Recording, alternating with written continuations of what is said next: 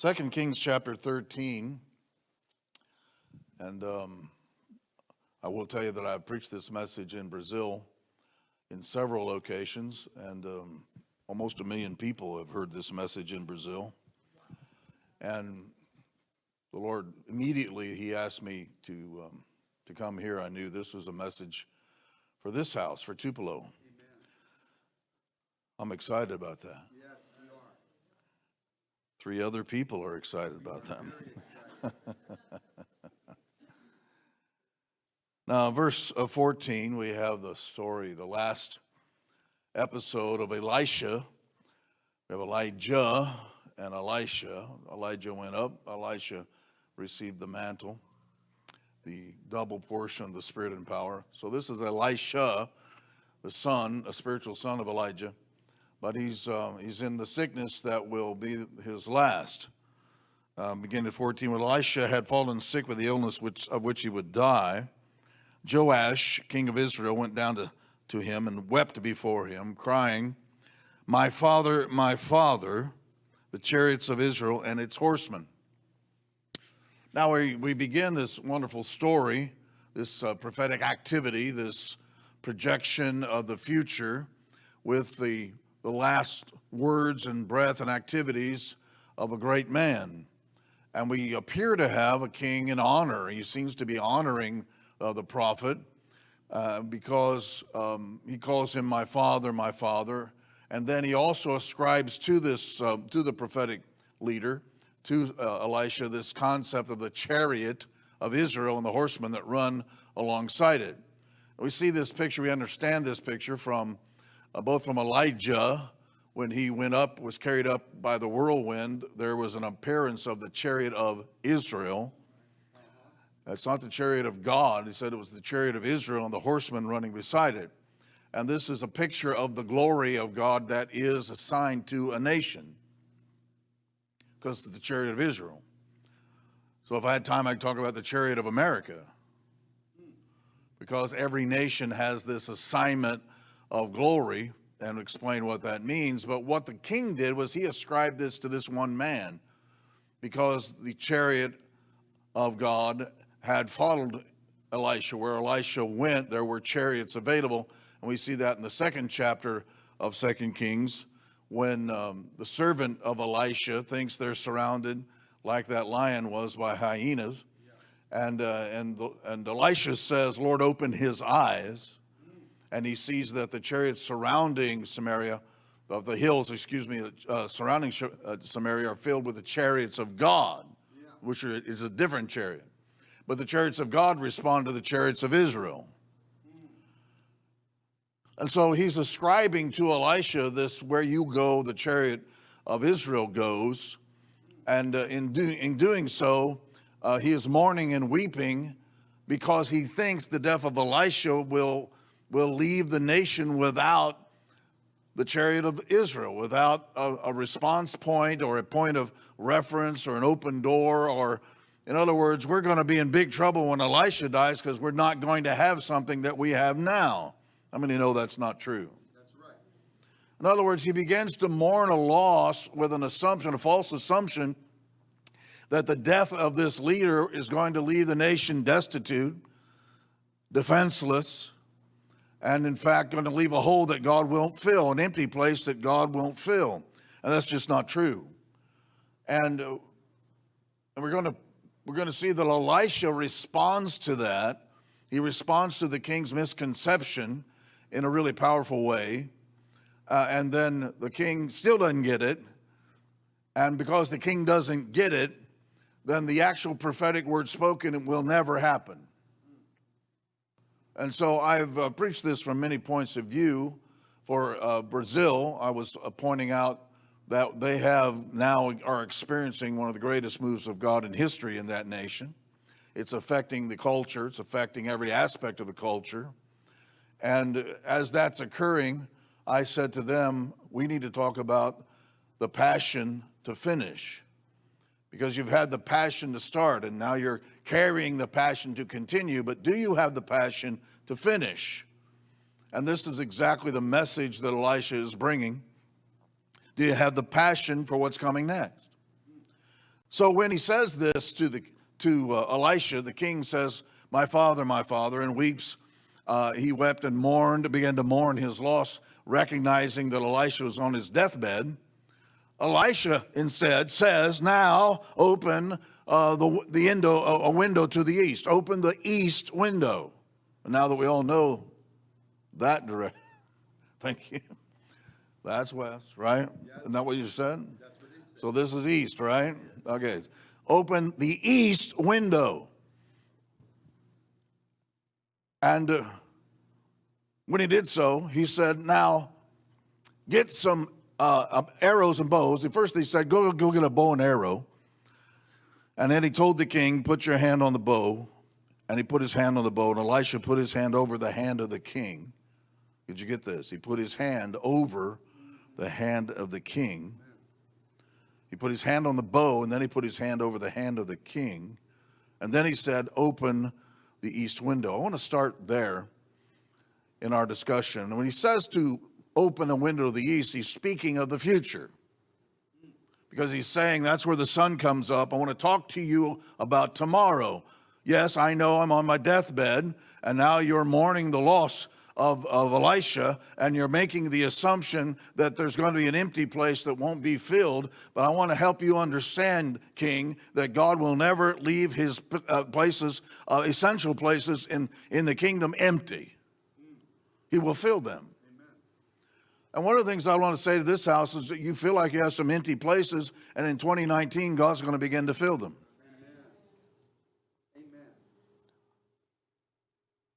He's going to begin to fill empty places because of how strategic King's Gate is to this region. It seems like I have this message every time I show up. This is a continuation of previous messages. I think if you were to listen to the message that I've preached here, every time that I've come, you would see they look. There's continuity. There's even momentum in what I'm preaching. I don't mean that to sound like I'm the source of something. What I mean is that if God sent me here, and He has, that the message He wants me to deliver to the house and to speak from an apostolic point of view, from an establishing an expanding point of view of kingdom, that there's continuity to the message. And I'm saying again to you, if you have ears to hear, hear what the Spirit is saying, because I'm here to deliver a message. He said, open a window to the east.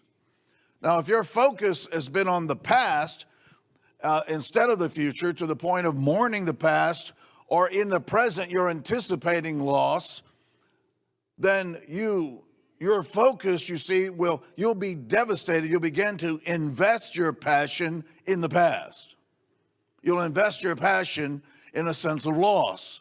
You'll invest your emotional energy in things that it's like, oh no, things will never be the same again without Elisha.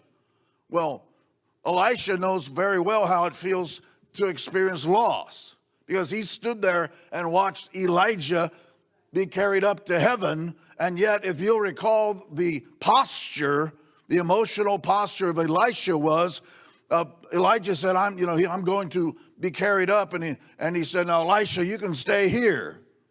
And he started this process with him. You can stay here at Bethel. You can stay here at Jericho. You can stay here at Gilgal. You can stay. There was Gilgal, Bethel, then Jericho, and then he said, went to the Jordan River, and he said, you can stay here at the Jordan. And each place that he stopped, and he said to Elisha, now you can stay here if you want to. Elisha said, no way, I'm going with you. Because he had a promise that if he saw Elijah carried up, that the request he had made of a double portion, a firstborn's portion of spirit and power, would be his. So he wouldn't stop. He knew that loss was coming, but he was thinking of the future. I said he knew that loss was coming. There would be an empty place, but he was thinking of the future. Amen. I'm a lot more excited about this than you are. So he said, open a window to the east. And I want you to know and prophetically receive this revelation. It's time for King's Gate to open a window to tomorrow and begin to think tomorrow, to the extent that you begin to invest your passion in the future and not in the past. Amen. Good word. That's a great word. Open the window. Remember, Elijah didn't miraculously open it. No angel opened it. He commanded the person who was looking at the past to open the window. And so God is saying to every person here, right now, you consciously, intentionally, in obedience to God, open a window in your spirit to the future and begin to look forward with an accurate anticipation of what's coming next. So the life you live now will not only be a preparation, not only be a positioning, but will also be a passion for tomorrow. Better things are coming, good things are here, great things have been available, but the future holds something that should capture your attention and your passion. Open a window to the east. Prophetic people accurately anticipate what's coming next. But distraction will come to get your energy focused on what has been or a present condition that lacks a full understanding of the next steps God will have you take. The king comes in and he's so enamored, he's so captivated by the appearance of the prophet Elisha that all he can think about is the fact that there's going to be a big empty place. And as a king, he's going to be left without something that without Elisha, he knows I'm going to be in trouble. Well, I'm going to tell you right now that God never leaves you in a situation, nor does he leave any generation in a situation of less. He doesn't leave us empty. He doesn't leave us without. Jesus said, I will not make you orphans. I will come to you. And he said, I'm leaving, but I won't leave you orphans. I'll come to you. And what happened when Jesus left is God became more available than he'd ever been before. God is more available right now than he ever has been in any time of history. Right now. More available than Pentecost. God's more available than Azusa Street Revival. Right now, God is more available than he's ever been before. It's not God's availability about which we can be concerned. It's about our surrender to God. It's our openness. God's available, but he's looking for your availability.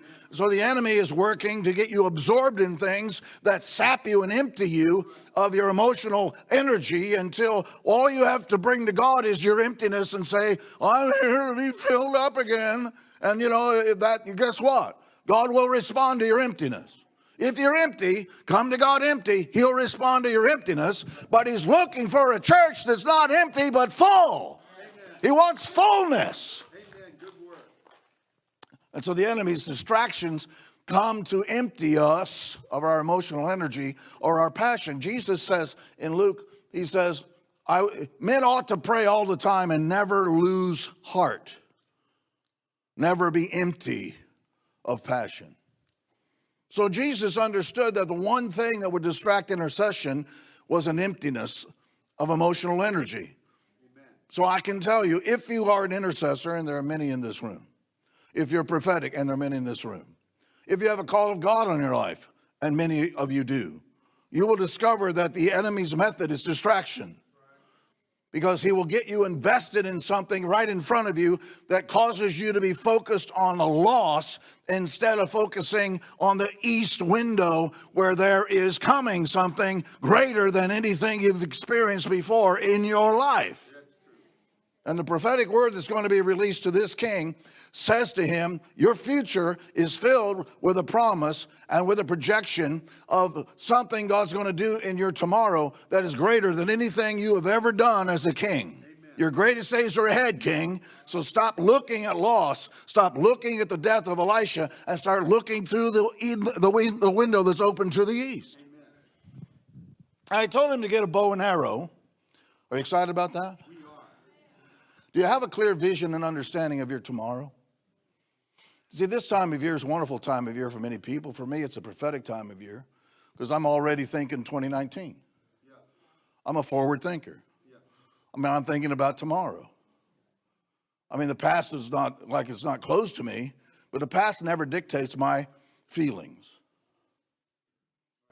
My mother passed away on Christmas Day. What will it be, 7 years ago? And so I know that if you've lost somebody, if you've had loss in this season of the year, that many of you, the holidays, are touched, they're tainted, or they're measured, or they're spiced, or however you want to look at it. There's some influence in your mind about what happened, in Thanksgiving time, or just, holidays are not wonderful times for everybody. But you see, I honor my mother. And I remember distinctly standing, beside her bedside as she went to heaven. And God had healed her 4 times and raised her from the dead once. But at that point, she said, "Let me go, I'm ready." Just whispered to me, because she knew, she knew if I started praying, she might not get to go to heaven, Because she had stage 4 cancer, and they said, "Go home, you got 3 months." And then she went back after I prayed for her, and they said, "We don't need to see you anymore. You don't have any cancer." And then she had all kinds of, she had something. We were in Africa one time, and she literally died. And the people at Freedom House who stand with me as elders, who stand with me as oversight, joined hands literally across the platform while Ruthann and I were in South Africa and prayed, and God raised my mother from the dead. 4 times this happened, but this time she said, "Let me go, I'm ready." So, but Christmas Day is not a morbid time for me. It's celebration. Amen? Amen? I'm not trying to say that. And saying that does nothing to dishonor the memory of my mother. You understand what I'm saying? We do. So my point is that at this time, when I might be invested emotionally in loss, I'm not. I'm thinking future. What's tomorrow look like? What's the future look like? In fact, I am very focused on what I call the roaring 20s. Because the decade of the 2020s is going to be the greatest decade of history. And God is saying that this house, this ministry, and every person in it should be looking forward to the 2020s, because there is something God's going to do in your life. And it doesn't matter how old you are or how young you are, in terms of what God wants you to see through that window open to the east. There is nothing in your life or any loss that's here or coming next that should rob you of a passion for everything God has designed as an aspect of your purpose. I know it's a strong word, but I hope you're receiving it right now, because it's vital to your life and to this house. He said, get a bow and arrow, and so he had him in preparation. Have we got a stick or something I can use? Oh, okay. This will kind of look like a bow. You think? Great. You can come and help me. You can be the king. All right. Let me ask your wife what she thinks about that. No, I'm so joking. All right. Don't ask her. Okay, fine. So. This is the east. We're going to shoot through that window over here. All right, good. So you got the bow. And, of course, this is the king's bow. He's not a stranger to the bow.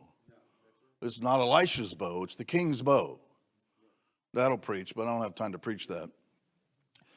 So he's standing here. Elisha's sick. He's on his deathbed.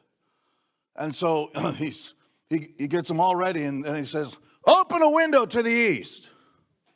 And then Elisha puts his hand on the bow to show him where the target's going to be. But he hadn't even opened the window yet. Right? And that's a sequence of events here. After he says he put his hand on the bow, and Elisha put his hand over the hand of the king, Elisha said, "Now open the window to the east."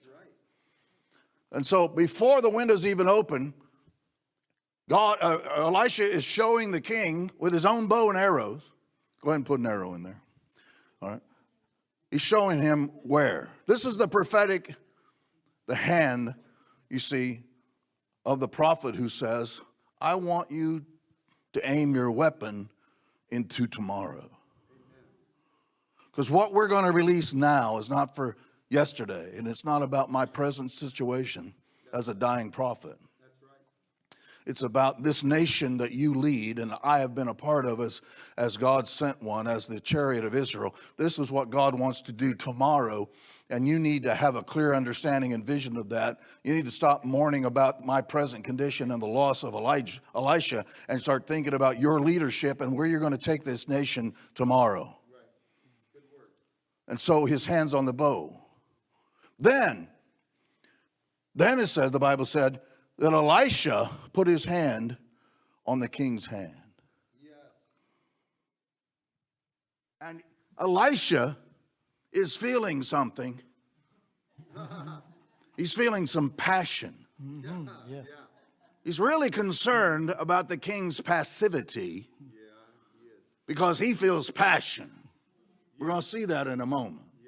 So he puts his hand on the king's hand to impart to the king, by shared spiritual experience, impart his passion to him. Amen.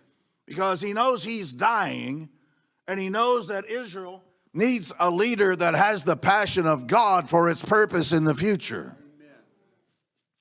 Now, you can teach and train people all day long, but if they don't share your passion, they'll fall short of producing the purpose. I said, you can teach and train people all day long. You can tell and describe vision, but if they don't have shared passion, they'll quit before the vision is produced. They need passion. Jesus shared passion, his passion with his disciples, and shared spiritual passion is one of the most powerful and productive aspects of discipling. Not only do you need to do what I can do, you need to do it with the same heart that I do it with if you want to do greater. That's right. Amen? Amen. Yes. Good word. See, in Brazil's a passionate people. Amen. It's one of the reasons God's chosen them, because they're so passionate, you know. So they'd be shouting me down by now and throwing chairs through the walls and, you know. They're passionate. Yeah. They think we're cold. We're cold Americans, so we're so, yeah, those gringos, you know, we don't have that passion, but we need it. That's right. But I don't mean the passion of Brazilians, we need the passion of God. Amen.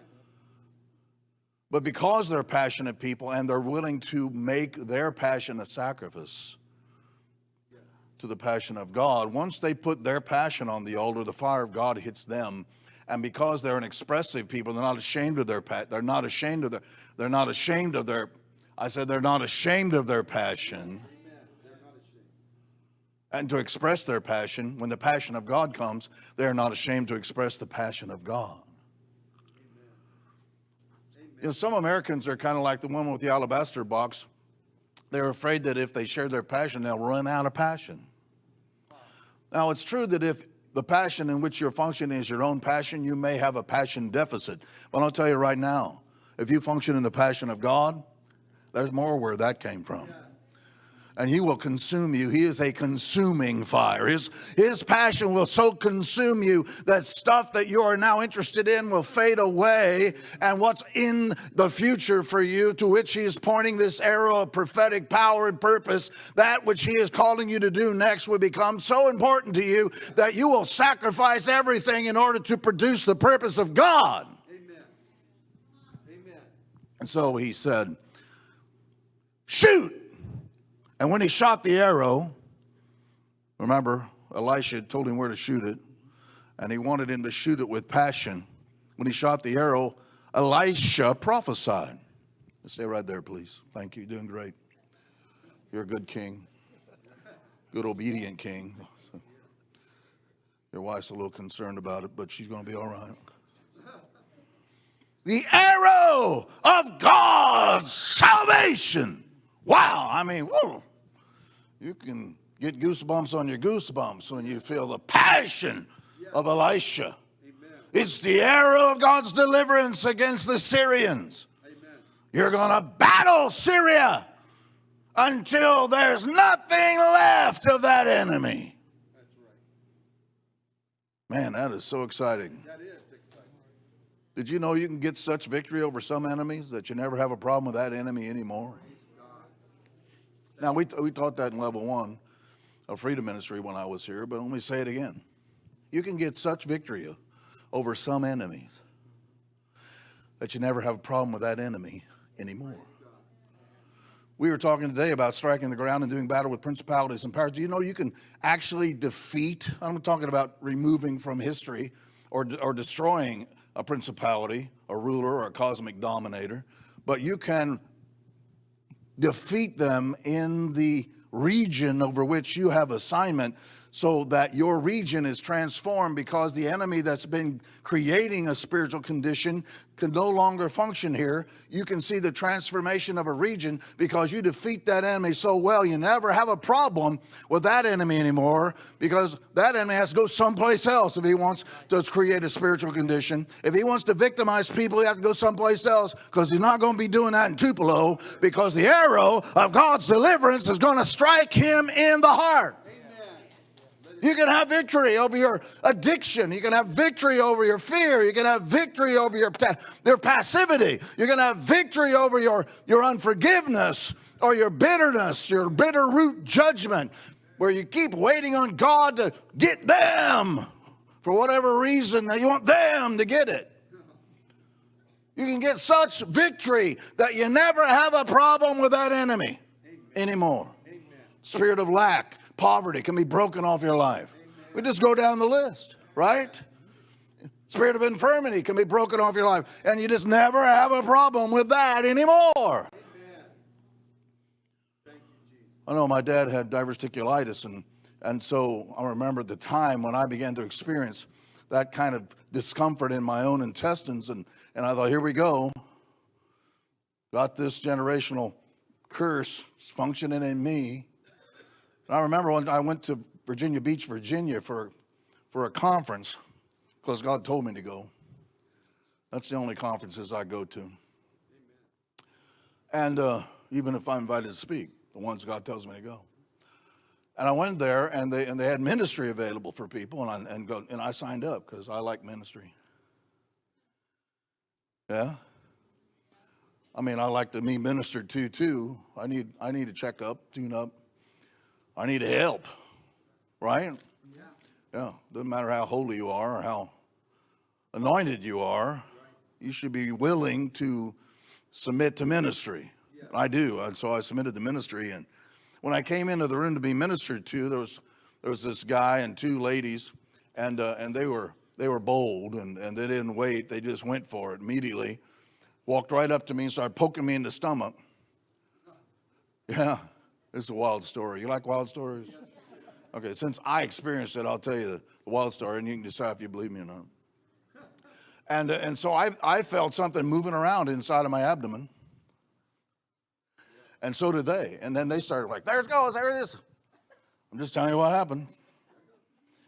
And so one of them went one way around my middle, and the other went the other way, and isolated, and they're like, okay, we got it. I'm standing there thinking, I ain't never seen this before. And so then, and I don't allow demons to show up. We don't allow people to vomit, when they get deliverance, because I don't like demons showing off. But I start gagging. I was like,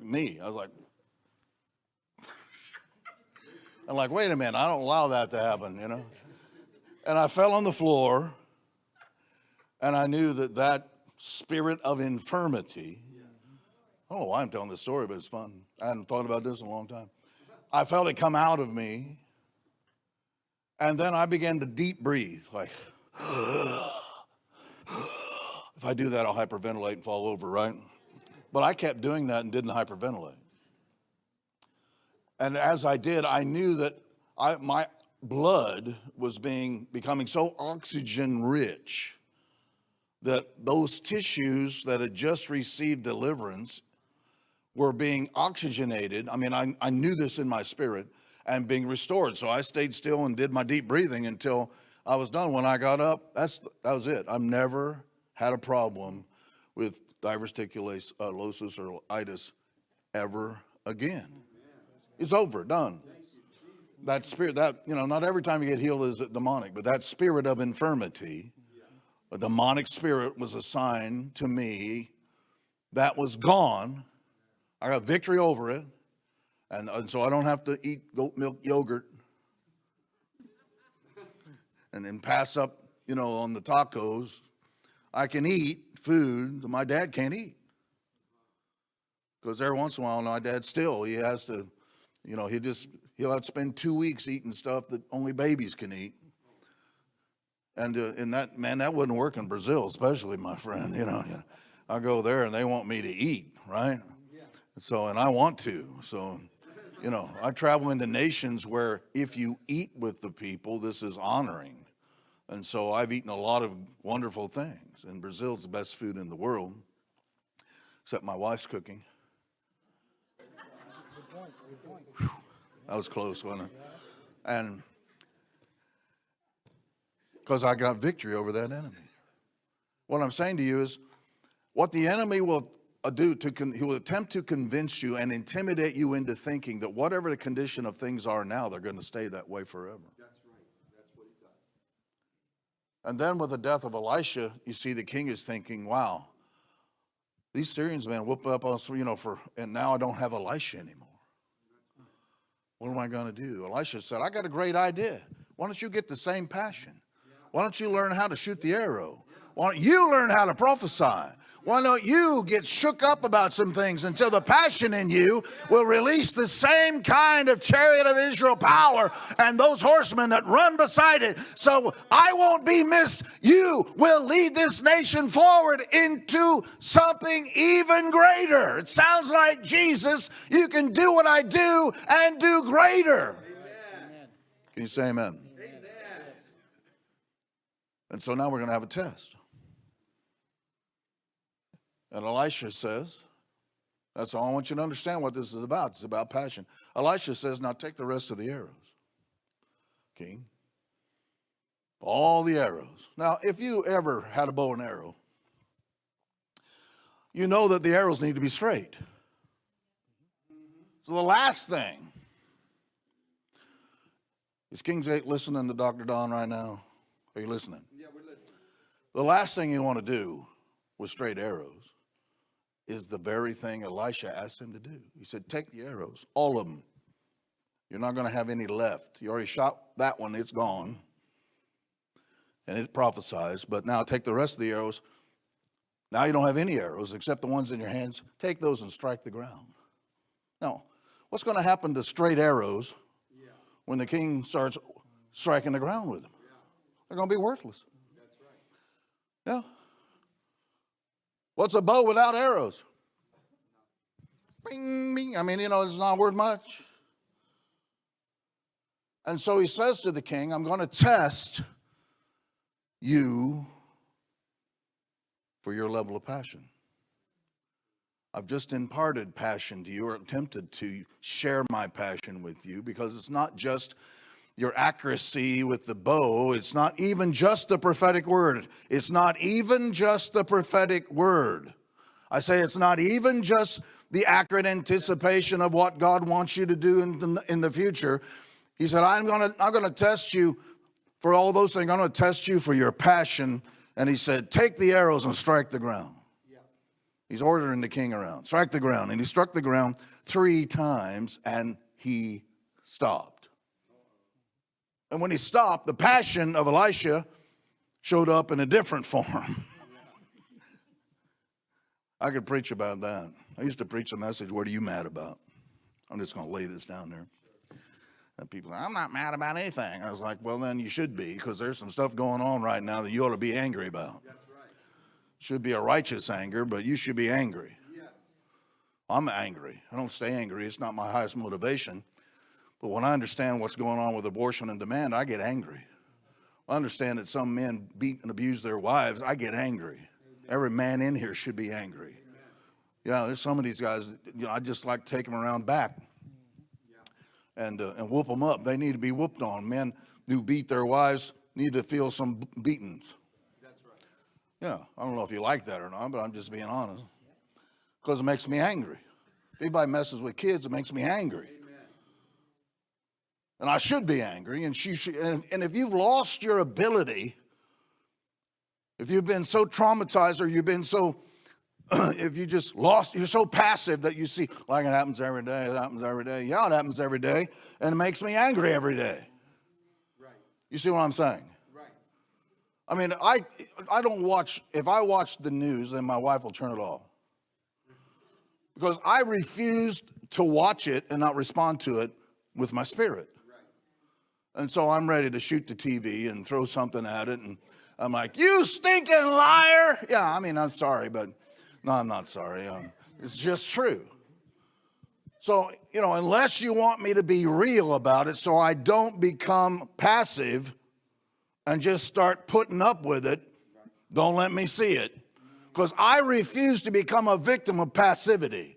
I'm going to respond to the world and reality with a heart that's the same as the heart of God. Because I want to tell you right now, God is angry with what's going on in the world with babies being murdered in the womb. He's angry. So I don't think God gets angry.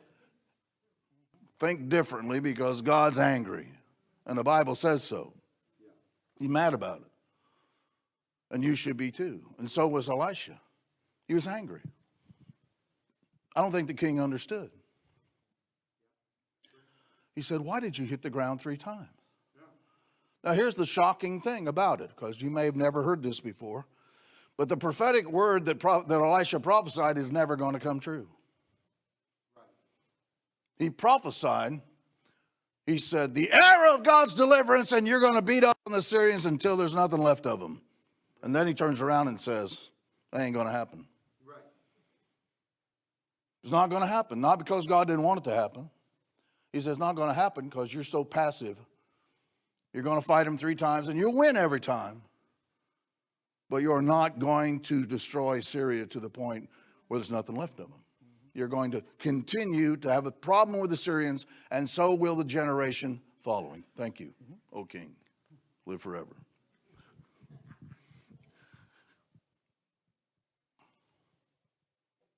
Passion. You see, as I'm training leaders, which is what we do, it is not what you can do that impresses me, it's what you can sustain. And God is looking for finishers. He's looking for people who have the passion to continue when it's going to cost them so much they'd like to quit. And God is asking Kingsgate to count the cost. Because he's going to begin to ask people in this room to do things that are going to cost you. At least that'll be your impression. Personally, I've never discovered a moment in my life when counting the cost and paying the cost that God asked me to pay put me in a position of loss. I just discovered that I had to trust God more and myself less. I had to surrender my rights to receive, or my rights to my own happiness, or my rights to plan my own future. And I had to say something to God in terms of yes, that meant I was not in control of everything. See, it's the depth of your surrender that will measure the depth of your passion. Because if you limit your surrender, you are saying to God, I want to be motivated by my own passion more than I want to be motivated by your passion.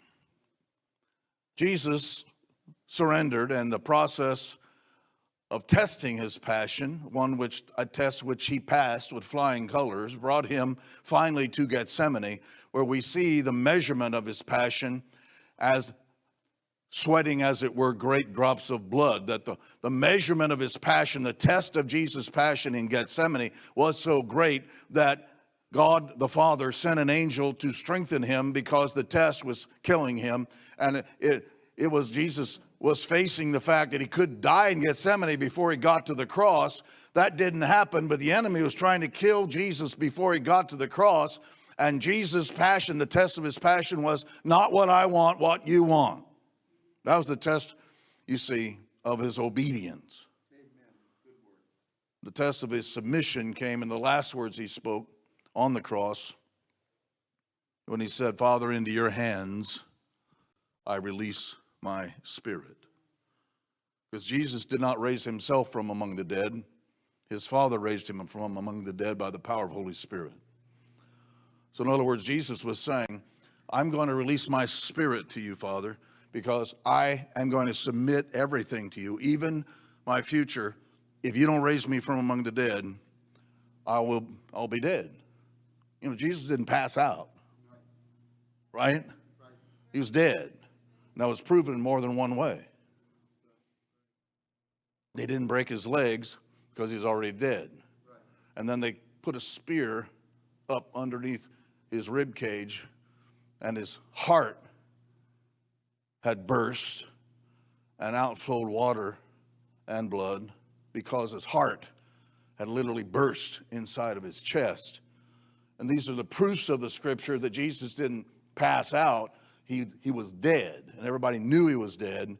And the reason why he stayed there 3 days was for everybody to understand he was dead, so that when he came back to life, it was a resurrection, not a resuscitation. He didn't get healed in the tomb. He came back from among the dead, and he was the first fruits of that resurrection life. And he alone, Paul says to Timothy, he alone hath immortality. This is essential gospel to us, but my point is, Jesus reached that place of finishing because of passion. And watch what we say, he did not function in his own passion, he functioned in the passion of his Father. Now, I come to you and I was like, Lord, this is Christmas season. Why don't you have me, deliver a nice, simple, quiet, peaceful message. Peace on earth, joy to the world. But, of course, that's not who I am. God had me speak this message to you today. It's a strong word because he anticipates 2019 being a season of accelerated advancement, accelerated maturity, accelerated preparation for people in this room, because he has purpose for you. He has purpose for you. He has purpose for you. He has purpose for you. He has purpose for you. He has purpose for you. And so what the shift that has to come, there has to be a shift in passion to where you, first of all, open a window to the east and you begin to prophesy about tomorrow, and you begin to prophesy and hear the word of prophecy about tomorrow. Now, it is true that God will prophesy to you more about your past than your future. And the reason God prophesies more about your past than your future is because you do not understand your past until God explains it to you. You think you understand your past, but you see, most of your understanding of your past didn't come from God. It came from the events and your response to them, the voices of other people interpreting those events, and the devil beating you up about the fact that whatever happened to you was your fault, or you rejected it because you deserve it. See, the enemy has verbiage that at the moment of your greatest vulnerabilities, he's there to fill your mind full of lies. So you look at yourself and your past as if God failed, you failed, other people failed. And so you look at tomorrow with the idea, whatever my past was, I will have a future of repeat performances. But I'm going to tell you that God is not interested in you having instant replays of your past in the tomorrows of 2019. Amen. Don't look at yesterday and don't look at today. It's time to shoot an arrow and see that God has moved the target. He's moved the target. And the prophetic hand on the bow said, no, over here, shoot that direction. And he hadn't even opened the window yet. And he's pointing over there, and the king's thinking, I don't know who we're going to shoot. But I hope people get out of the way because we're getting ready to, and I don't know, what are you doing? Now, open the window. And suddenly it became apparent to the king that the prophetic word had pointed him in a very strategic direction. It was then the king had the boldness to let go the arrow. But what he lacked was the passion to finish. If you'll stop cursing your test and start interpreting your test, you'll understand that the tests that you're going through are the preparation seasons for you to fulfill your purpose. God said, Acts chapter 13, he said, God found David. How did God find David? He was looking for him. He was looking for him. That's how he found him. We have several places in the scripture that point out, tell us that God's looking for certain kinds of people. He's looking for authentic worshipers, spiritual worshipers. we see here that he was looking for a king. He was looking for a leader. He's looking for a certain kind of person. He's still looking. He said he found David, a man who had God's heart. And then it was explained in the Bible what it means to have the passion of God, to have the heart of God. Now, I've got a stack of books. I've seen a stack of books of people trying to explain the heart of David and the heart of God and what all that stuff meant. But the Bible just makes it really simple, very clear, and you don't have to have a whole stack of books. And most of the stuff in the stack of books is not what's said here. It makes it very, very clear what it means to have the passion of God. And he says about David, he has the heart of God, and he will finish what I ask him to do. And in all my years, and I'm 63 now, as I approach, and when I'm 65, I'll have completed 50 years of ministry. I started preaching when I was 15. So I can say I'm nearly half a century of ministry experience, besides being a pastor's son. I guess, ministry has been my life. And now, Ruth Ann and I, after establishing and functioning and working internationally, just this year, our Kingdom Center sent people to 24 nations. We put our feet on 24 nations this year. Next year, we'll put our feet on more nations. And we've seen, after 15 years in Brazil, we've seen God fulfilling the prophetic words and things happening on a national level there that, are miraculous. They're amazing. It's stunning almost to be there as I was and see what's happening in Brazil and the changes that are going to come to that nation have come spiritually, but now are going to become cultural shifts of great magnitude. It's amazing to see God do these things. We're just in Campo Grande, a large city in the west, kind of like the Dallas of Brazil. And again, the city council, I was there to minister when the election, presidential election was going. I was there. I was ministering the night that the returns came in. But they sent someone from the city council again to greet me.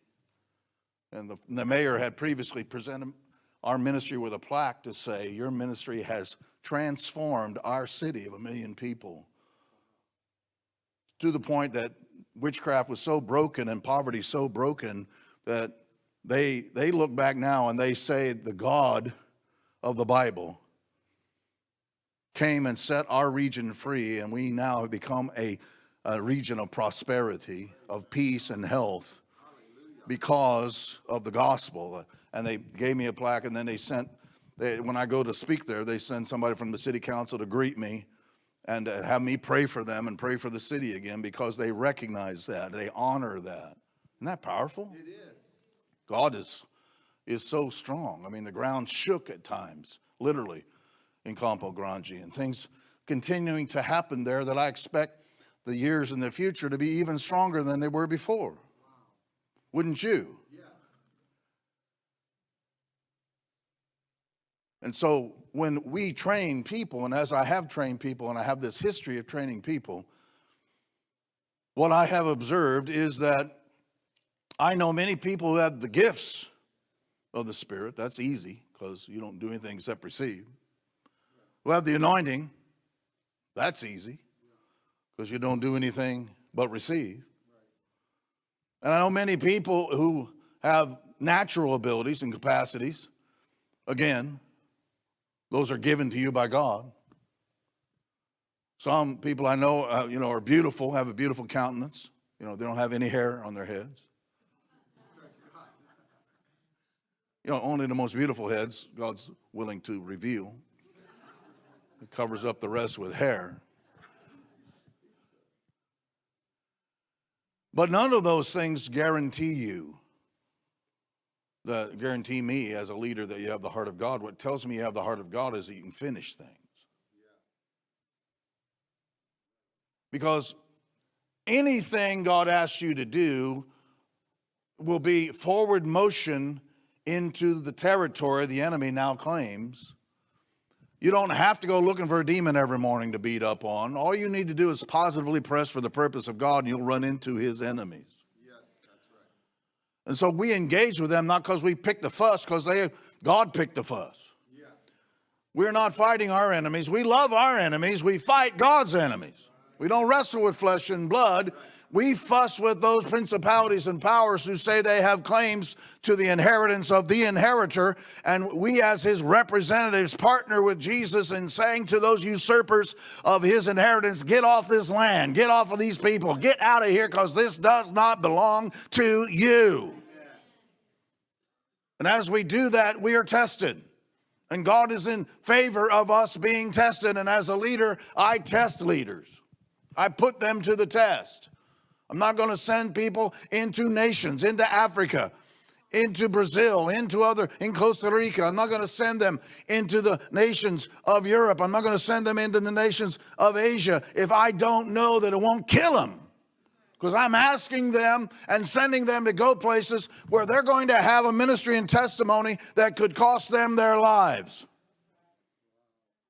I'm not going to take anybody with me, Brazil, who's not tested, because we have invested there. And it only takes one weird oddity to go there and cause great consternation in the trust levels of the leaders of that nation. They expect me to bring people who are trustworthy, so I must test people. And if you say, well, I don't want to be tested, then you don't want to be a leader. And you don't want to follow the Father in heaven's pathway, because he will test you. That's true. And what he's testing you to find out is, what does it take to stop you? That's right. You say, well, I didn't feel like they really appreciated me, so I'm not going to do that anymore. Well, if that's all it takes to stop you, guess what you're going to get? Well, they rejected me. Well, welcome to the club. I remember John Kilpatrick, the leader of the Brownsville revival. They lied about him in a really famous charismatic magazine. Lied. I mean, this is flat out lies. And he said, I was in the shower, and he said, I was so upset. He said, God, they lied about me. He said, I was just so upset. He said, I was taking a shower and telling God how they lied about me, and he said, I heard Jesus say, yeah. Yes, they lied about me too. The question is that all it takes to stop you? Because the tests, you see, go deeper. Every level, they go deeper into your heart because they touch your passion. Let me finish with this. We think that God prepared Abraham to receive Isaac. And Isaac was promised, and Abraham continued. And we think God prepared Abraham to receive Isaac, but he didn't. See, God is always preparing us for a mystery. I'm finishing now. I know we've got to go out here and have a good time, and we will. God is always preparing us for a mystery, you see, because after Abraham received his promise and Isaac had grown into a young man, God said to Abraham, Abraham, take your son, your only son, Isaac. Your last chance. This is it. Because Ishmael, he's not it. Anything else happens after that's not it. Isaac is the inheritor that I have chosen, God said. Take Isaac, your only son Isaac. Yeah, the one that you waited for until it was too late. And you were too old. And Sarah was too old, and all the factories had shut down. And there was no hope. That child, take him and make him an offering to me. You see, you think God's preparing you for your promise. God's always preparing you for a mystery, because as soon as you get the promise, then he'll test the deepest place in your life. And he'll say, yes, I gave you that, but now you need to give it back.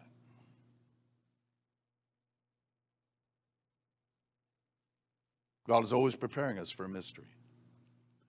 And it's a wonderful mystery. It's a joyful mystery. It's an awesome mystery. Because now as we read about Abraham, we know this. He had a testimony. We call him the father of faith. Why? Because he's faithful. The father of faith had enough faith to finish. The father of faith had enough passion for God to sacrifice the passion he had for his own son, so that Abraham would understand God in a way that Abraham could never understand God, because God's going to give, God has enough passion for you, for God to give his only son. You don't understand God until you finish your assignment. And he will always bring you to a point where you understand God in a way you never understood God before. Does that make sense? Yes. I have good news for you. God's shooting an arrow to the east for Kingsgate and for your lives. It's a powerful and an important arrow.